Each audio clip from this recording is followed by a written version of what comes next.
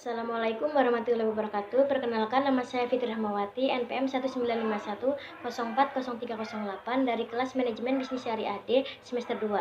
Jadi di sini saya akan menjelaskan mengenai pendekatan dalam studi Islam. Di dalam studi Islam sendiri ada 5 pendekatan. Yang pertama ada pendekatan antropologi, yang kedua ada pendekatan sosiologi, yang ketiga ada pendekatan filosofi, yang keempat ada pendekatan budaya atau kebudayaan, dan yang terakhir ada pendekatan psikologi. Jadi yang pertama saya akan menjelaskan mengenai pendekatan antropologi.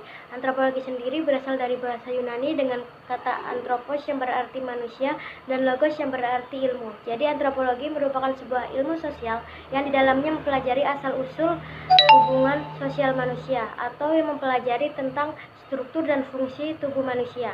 Antropologi juga dapat diartikan sebagai ilmu tentang manusia, khususnya asal-usul manusia, adat istiadat, dan kepercayaan terhadap sesuatu yang ada di masa lampau.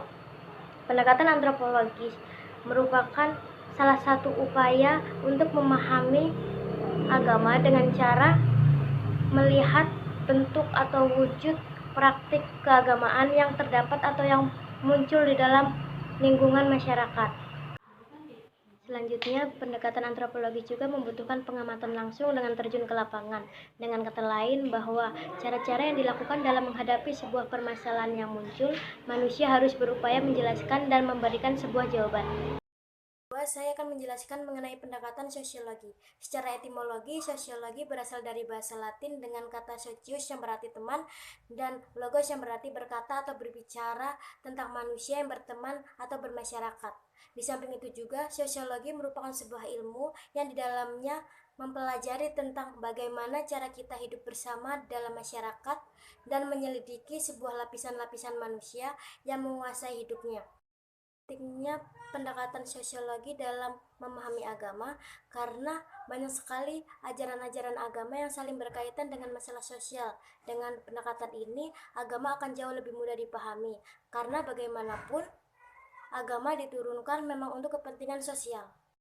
Ketiga, saya akan menjelaskan mengenai pendekatan filosofis. Pendekatan filosofis berasal dari bahasa Yunani dengan kata filosofia yang memiliki makna kebaikan rasa dan cinta dalam kebijaksanaan, yang berarti tidak ada sekat memiliki keinginan dalam memahami pengetahuan untuk mendalami bagaimana kita memahami agama Islam.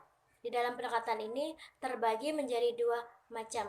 Yang pertama ada upaya ilmiah yang beridentik dalam ajaran historis atau sejarah, seperti di zaman masa lampau yang sejarahnya tidak akan pernah hilang atau tidak akan pernah dilupakan, sehingga dapat dipergunakan kembali di zaman modern saat ini. Untuk yang kedua, upaya ilmiah yang bersumber dari Al-Quran, di mana di dalam Al-Quran tersebut kita dituntut atau kita akan mempelajari tentang kaidah-kaidah beserta makna dan artinya untuk melakukan sunnah-sunnah Nabi. Jadi di dalam pendekatan ini kita dituntut untuk mengetahui atau mempelajari bagaimana cara kita mencintai Tuhan dan mengetahui makna dalam agama kita sendiri. Yang keempat, saya akan menjelaskan mengenai pendekatan kebudayaan. Dalam Kamus Umum Bahasa Indonesia, kebudayaan dapat diartikan sebagai hasil kegiatan dan penciptaan batin manusia seperti kepercayaan, kesenian, adat istiadat, dan kegiatan untuk melakukan sesuatu yang bersumber dari kebudayaan. Pendekatan kebudayaan dalam studi Islam sendiri sangat diperlukan sebagai alat metodologi untuk memahami corak kebudayaan yang dimiliki oleh masyarakat atau warga sekitar untuk mengarahkan dan menambah keyakinan agama sesuai dengan ajaran Islam, tanpa harus menimbulkan pertentangan dengan warga masyarakat setempat. Yang kelima ada pendekatan psikologi. Psikologi sendiri berasal dari bahasa Yunani dengan kata psik yang berarti jiwa dan logis yang berarti ilmu.